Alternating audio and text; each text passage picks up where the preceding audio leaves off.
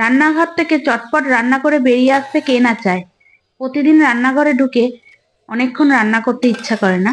এরকম হয়তো আমার মতো অনেকেরই হয়। তাই আজকে ভাবলাম যে না, বেশিক্ষণ আর রান্নাঘরে থাকবো না। তাই নিজের মতো রান্না করে ফেললাম। একদম পাতলা ভাবে রান্নাটা করছি, বলতে পারো জলের মতো ঝোল।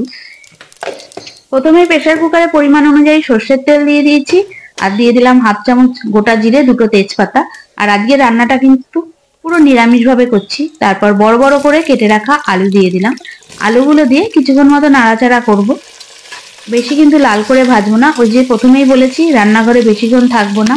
আর নিরামিষ দিনে রান্নাটা করেছিলাম, তাই চটপটি রান্নাটা হয়ে গেছিল। এবার এর মধ্যে দিয়ে দেবো বড় সাইজের দুটো টমেটো, রাফলি কেটে রেখেছি। টমেটোটা দিয়ে কিছুক্ষণ মতো নাড়াচাড়া করে নিচ্ছি। হার্ডলি 10 মিনিট মতো রান্নাটা করতে সময় লাগবে, তারও কম লাগতে পারে। এবার এর মধ্যে দিয়ে দিলাম বড় চামচের প্রায় 1.5 চামচ আদা বাটা। আদা বাটা দিয়ে আবারও বেশ খানিকক্ষণ মতো মিশিয়ে নেব। এর মধ্যে দিয়ে দিচ্ছি স্বাদ অনুযায়ী লবণ। ওই যে টমেটো দেওয়ার পর আমি সব রান্নাতেই বলি লবণটা দিলে তাড়াতাড়ি টমেটোটা গলে যায়। এবার 1 চামচ হলুদ গুঁড়ো দিয়ে দিলাম, স্বাদ অনুযায়ী লঙ্কার গুঁড়ো দিয়ে দিলাম, আর দিয়ে দিচ্ছি সামান্য পরিমাণ চিনি।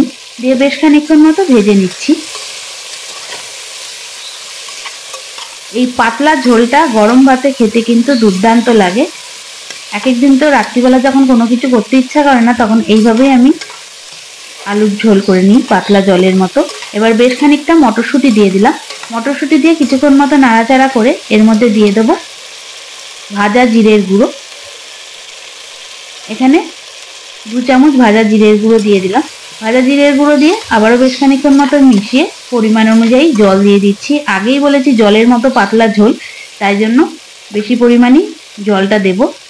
গরম মশলার গুঁড়োটাও এখন দিয়ে দিচ্ছি, কারণ প্রেসার কুকারে ঢাকনা আটকে দেবো তো, তাই আর পরে কিছু দেয়া যাবে না। গরম মশলার গুঁড়ো দিয়ে মিশিয়ে নিলাম।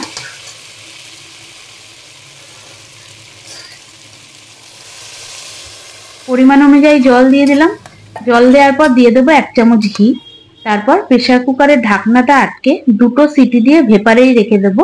ঢাকনাটা কিন্তু সঙ্গে সঙ্গে খুলবো না। এবার প্রেসার কুকারের ঢাকনাটা আটকে দিচ্ছি।